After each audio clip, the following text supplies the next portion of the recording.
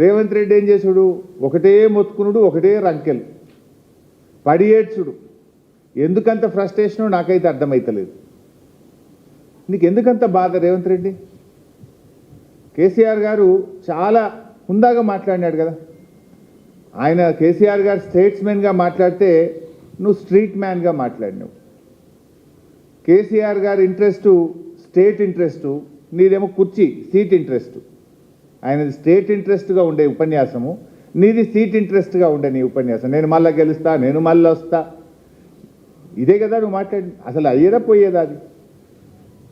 నువ్వు తల కిందికి పెట్టి కాళ్ళు మీదికి పెట్టినా బీఆర్ఎస్ ప్రభుత్వం వచ్చేది ఖాయం. దాన్ని ఆపడం నువ్వు కాదు, నీ తాత జేజమ్మ తరం కూడా కాదు.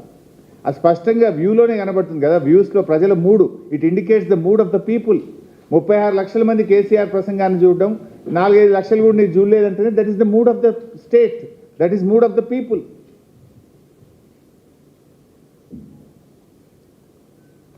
ఇక కేసీఆర్ గారు ఆయన మాట్లాడిన దాంట్లో కనీసం నువ్వు బాధ్యతగా ఒక ముఖ్యమంత్రిగా వాటిని తీసుకో, ఆ సూచనలు తీసుకో. ఏమైనా కొంతైనా చేయగలిగితే చెయ్యి. కాంగ్రెస్ పార్టీ మళ్ళీ గెలిచేదైతే లేదు, కానీ కనీసం ఇప్పటికన్నా ఇంకా 2.5 ఏళ్ళు మిగిలింది. ఈ 2.5 ఏళ్ళను నువ్వు మంచిగా పనిచేస్తే గెలుచుడు కాదు కానీ కనీసం డిపాజిట్ అన్న దక్కుతాయి. కాంగ్రెస్ పార్టీ గెలుచుడు అది కళ్ళ మాట, కానీ కనీసం డిపాజిట్ అన్న దక్కుతాయి. చిల్లర మాటలు బంద్ చేసి, ఆ ఫ్రస్ట్రేషన్ బంద్ చేసి, వారు అనేక విషయాలను రాష్ట్రాన్ని దృష్టిలో పెట్టుకొని మాట్లాడింది. వాటిని ఒక బాధ్యత కలిగిన ప్రతిపక్ష నాయకుడిగా ఆయన చెప్పిన మాటలను పరిగణలోకి తీసుకుంటే కనీసం మీకు ఇన్ని డిపాజిట్లు అన్న దక్కుతాయి. నిన్న మధ్యాహ్నం దాకా కూడా మీరు చూసింది ఇంకో డ్రామా నడిపింది రేవంత్ రెడ్డి గారు. నేను ఢిల్లీకి పోతే సీఎంఓ నుంచి లీకులు ఇచ్చుడు, మీడియా వాళ్ళకి చెప్పి బ్రేకింగ్లు పెట్టించుడు. అంటే నీకు విషయం ఉన్నోడు ఈ పని చేయడు, విషయం లేని వాళ్ళే ఈ చిల్లర పనులకు దిగుతుంటారు. నేను మా పార్టీ అధినేత గౌరవనీయులు కేసీఆర్ గారి సూచన మేరకు, వారి చెప్పిన పని కోసం రవిచంద్ర ఎంపీ గారు, నేను, వినోద్ కుమార్ గారు, మేము ముగ్గురం ఢిల్లీకి పోయినాం. దట్స్ ఓపెన్గా శంషాబాద్ ఎయిర్పోర్ట్ నుంచే పోయినాం ఢిల్లీకి. దాంట్లో పెద్ద సీక్రెట్ లేదు, అంతకంటే రహస్యము లేదు. సరే, కాళేశ్వరంకి సంబంధించిన కేసు రేపు జడ్జిమెంట్ ఉంది. సహజంగానే ధర్మం మీద, న్యాయం మీద మాకు నమ్మకం ఉంది. డెఫినెట్గా మేము గెలుస్తామనేటువంటి విశ్వాసం మాకు ఉంది.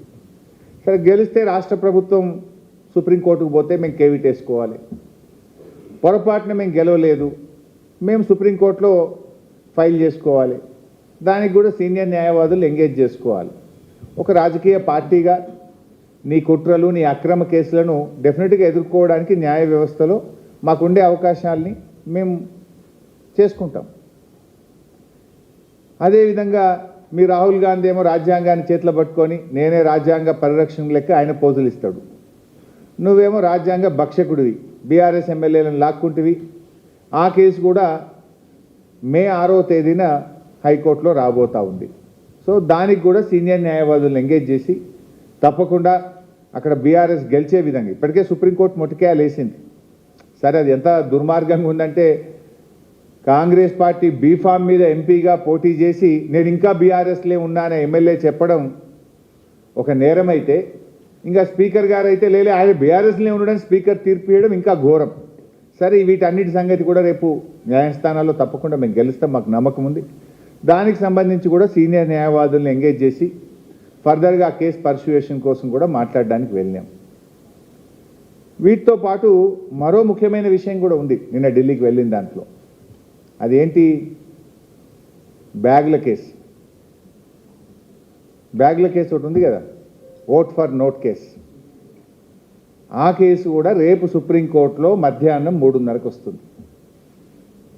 రేపు మధ్యాహ్నం 3:30కు రేవంత్ రెడ్డి పట్టపగలు 50 లక్షల నగదుతో బ్యాగులతో దొరికిన కేసు రేపు మధ్యాహ్నం 3:30కు సుప్రీంకోర్టులో వస్తుంది. సో ఈ ఓటుకు నోటు దొంగ భరతం పట్టడానికి కూడా నిన్న ఢిల్లీలో న్యాయవాదులతో మాట్లాడడానికి వెళ్ళాం.